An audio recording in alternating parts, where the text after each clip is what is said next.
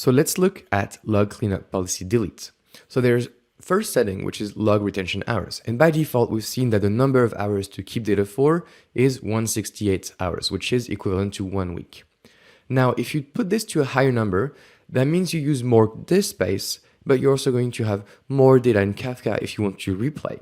If you set this to a lower number, that means you have less data retained, and that can be a problem if your consumers are down for too long. For example, if they're down for a week, and when they come back up, they can miss data. So you want to be able to set this to a number that makes you comfortable with your disk space, but not too much of a low number, because if your applications are down for whatever reason, you're running at a risk of losing data.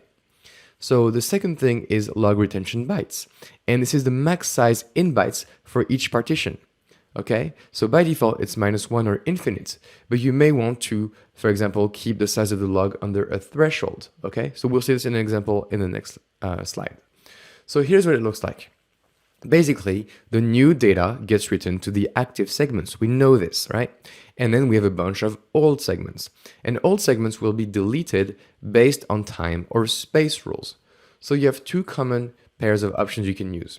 The first one is 1 week of retention, where you set log retention hours equals 168 and log retention bytes equals -1. And that's the default.